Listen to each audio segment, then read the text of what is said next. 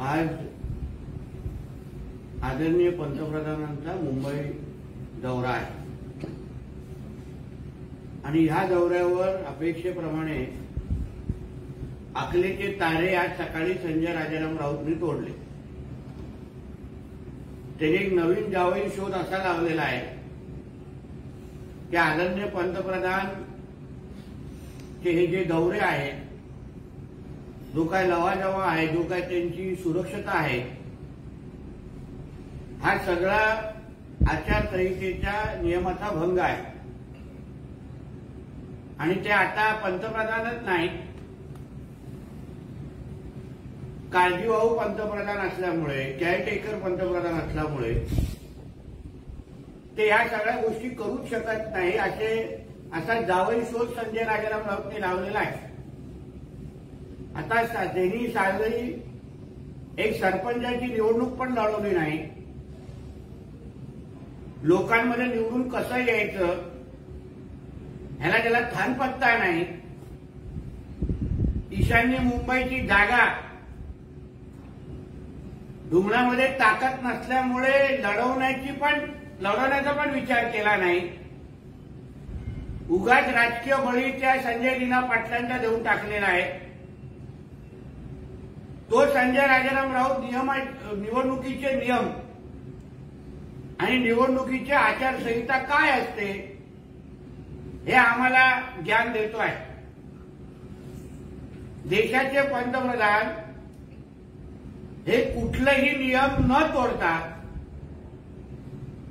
आचारसंहिता असताना पण त्यांची सुरक्षता प्रोटोकॉल हा तसाच राहतो, त्याच्यामध्ये काहीच बदल होत नाही। आणि दुसरा पंतप्रधान निवडून येईपर्यंत पंतप्रधान नाव म्हणजे दुसरा बदलत नाही।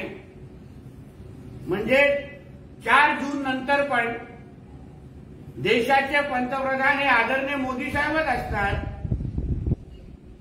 म्हणून ह्यांनी कितीही नाक रगडलं, कितीही शेवण्यासारखा रडत बसले, कितीही जावई शोध घेत बसले, तरीही ह्यांच्या भुकण्याला कोणी महत्व देत नाही।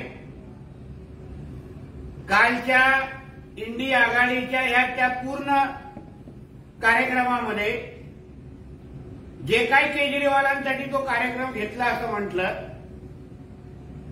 साधा केजरीवालांचा बॅनर पण ह्या लोकांनी सगळ्यांनी काढायला लावलं। त्या व्यासपीठावर उद्धव ठाकरेची काय इज्जत होती ते राहुल गांधींनी स्वतःच्या तोंडाने दाखवली।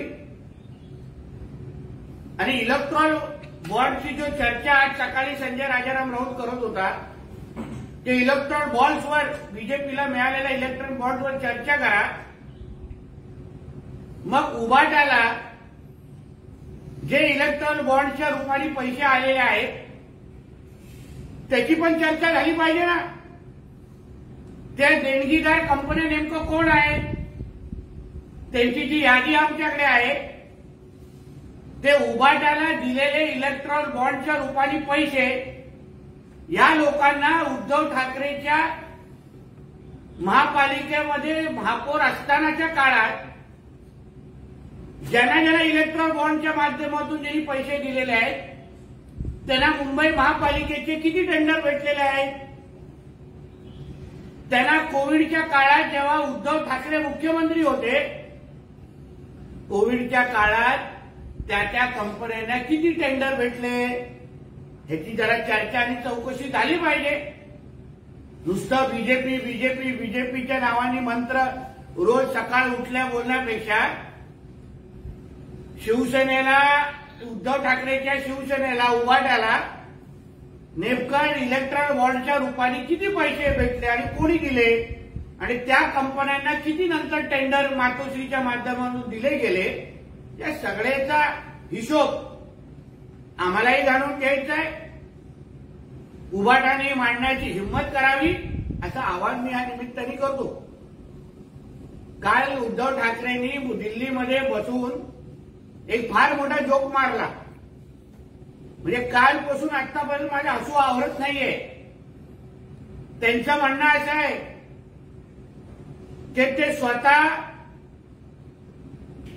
आमचे आदरणीय देवेंद्र फडणवीसजींना मणिपूरमध्ये पाठवण्यासाठी स्वतः खर्च करून स्वतःच्या खिशातले पैसे उद्धव ठाकरे काढून त्यांचे तिकीटचे पैसे देणार, भाड्याचे पैसे देणार. सांगणारा कोण आहे? उद्धव ठाकरे, ज्यांनी अवघ्या आयुष्यामध्ये आतापर्यंत स्वतःची लॉन्ड्री स्वतःच्या पैशांनी केलेली नाही, स्वतःची आंतरवस्त्र अजूनपर्यंत स्वतःच्या पैशांनी विकत घेतले नाही, स्वतःची घरातली एसी स्वतःच्या पैशांनी नाही, देवालयामध्ये ठेवलेली फुलं ह्याचे कधी पैसे दिलेले नाही. म्हणजे ज्यांनी 1 रुपया अजूनपर्यंत खिशातून काढण्याची त्याला सवयच नाही, तो म्हणे आमच्या देवेंद्रजींना मणिपूरला पाठवण्याचा खर्च उचलणार. आणि मणिपूर फाईल्स काढण्या अगोदर मी उद्धवजींना विनंती करीन की तुम्ही दिशा सालियन फाईल्स हा जरा चित्रपट तुम्ही काढा, फार जोरात चालेल. आणि मुख्य भूमिकेमध्ये तुमच्या मुलालाच ऍक्टर म्हणून घ्या, कारण का दिशा सालियन फाईल्स या चित्रपटाचा मुख्य कलाकार सूत्रधार हा तुमचा मुलगाच आहे. आणि संजय राजाराम राऊतला सांगेन, तुला अगर कुठले चित्रपट काढायचे असतील तर तू गोरेगावच्या रॉयल पाम फाईल्स किंवा न्यूझीलंड हाऊस फाईल्स या नावाचे चित्रपट काढा. कळेल मग लोकांचं किती मनोरंजन होत आहे. धन्यवाद. संजय राऊत यांच्यावर टीका करताना संजय राऊत मोदींवर टीका करताना असं म्हणताय की मोदींचा एक दौरा हा 25-25 कोटींचा असतो. एक लक्षात घ्या, निवडणुकीच्या आचारसंहितेमध्ये पंतप्रधानांचा एक प्रोटोकॉल आहे. पंतप्रधानांची सुरक्षता असो, प्रोटोकॉल असो, या सगळ्याच्या सगळ्या गोष्टी या निवडणुकीच्या आचारसंहितेच्या अनुसारच केल्या जातात. आता त्यांच्या दौऱ्याचा खर्च नेमका किती आहे हे निवडणूक आयोगाला जास्त माहिती आहे, तिकडच्या होऊ घातलेल्या कारकुनाला माहित नाही. म्हणून सकाळी उठून अशा पद्धतीचे जावई शोध काढण्यापेक्षा तुझा मालक काल जो दिल्लीला गेला हा कोणाच्या प्रायव्हेट विमानाने गेला, त्याचा खर्च नेमकं कुठून दाखवला आणि कोणी केला त्या प्रायव्हेट विमानाचा ह्याची थोडी माहिती पण निवडणूक आयोगाला द्या. कारण का काल तुझा तो मालक दिल्लीला गेला आणि मालकाच्या मुलाबरोबर तो परत मालक आणि त्याचा मुलगा परत आला, त्याचं प्रायव्हेट विमान कोणाचं होतं, त्याचे पैसे कोणी दिले, ते निवडणूक आयोगाला दाखवले होते का, हे सगळ्याची पण माहिती मग आम्हाला काढायला लागेल. सरकारी यंत्रणेचा मोदी गैरवापर करत आहेत आणि त्याचा फायदा घेऊन प्रचारामध्ये उतरले आहेत. हा भ्रष्टाचार नाही का, असाही आरोप संजय राऊत. ज्यांनी एक स्वतः सरपंचाची निवडणूक लढवली नाही, तो निवडणूक आचारसंहिता आणि नियमावर अगर बोट ठेवत असेल तर हा फार मोठा विरोधच झालेला आहे.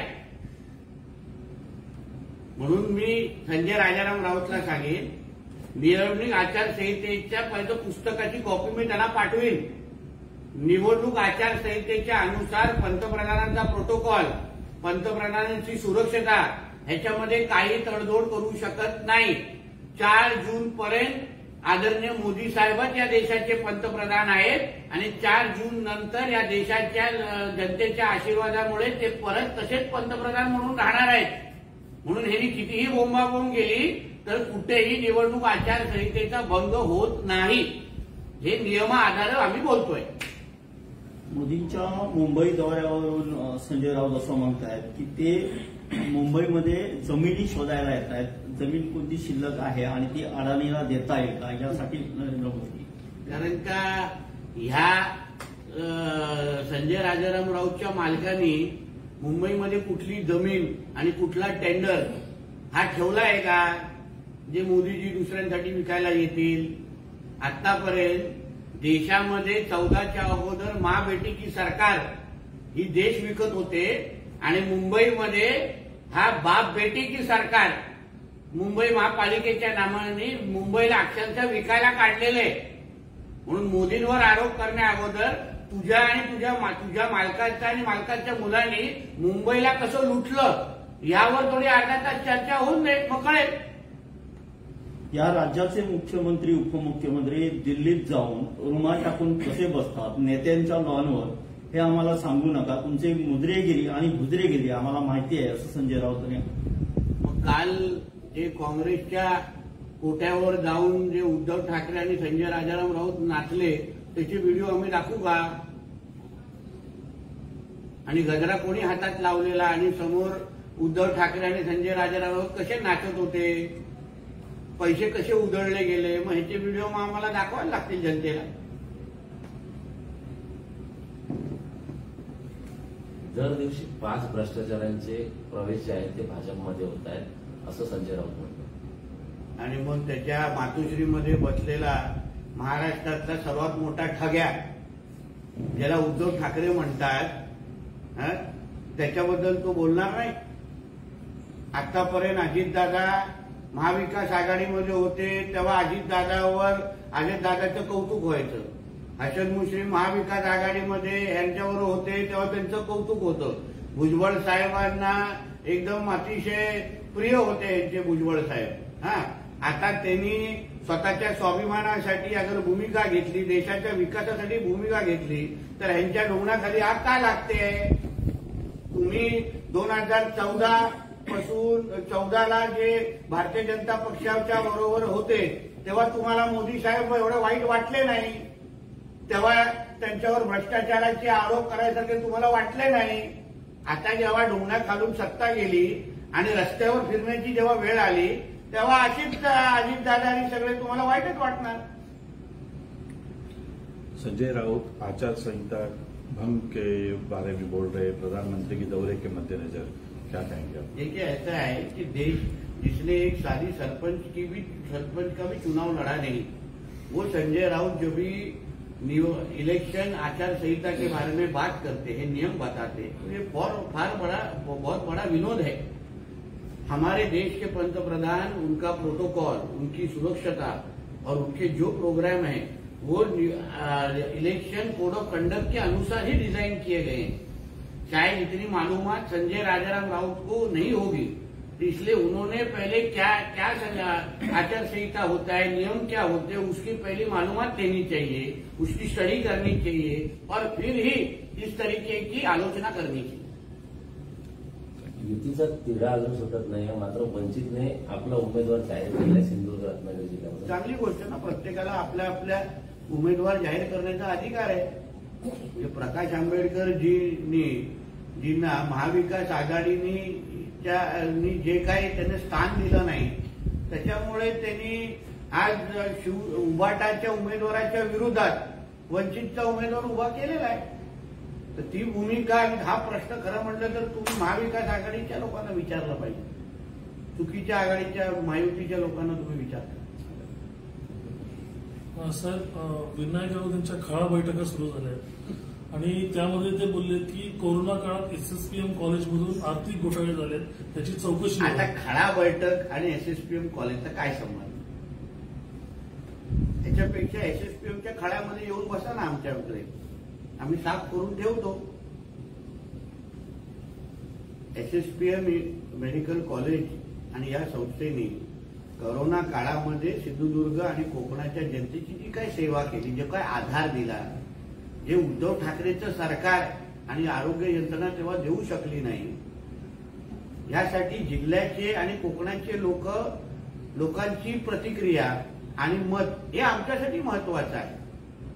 जे स्वतः तेव्हा सत्तेमध्ये होते, स्वतःचा मुख्यमंत्री तेव्हा सत्तेमध्ये होता, ते जेव्हा काय करू शकले नाही, टीका करण्यापलीकडे लोकांना आधार देऊ शकले नाही, त्यांनी आमच्यावर टीका करू नये म्हणून खळ्यामध्ये बसून तुम्ही सिंधुदुर्ग रत्नागिरीचा विकास काय केला हे जरा खळ्यामध्ये बसून तरी सांगा.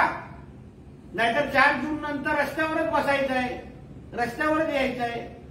म्हणून जिकडे तिकडे अगर तुम्हाला राणे दिसत असतील मग खळा बैठक याच्यापेक्षा इंजिनियर आमच्या मेडिकल कॉलेजच्या खळ्यातच घ्या ना, सोपं होईल, जास्त मेहनत करण्याची गरज भासणार नाही.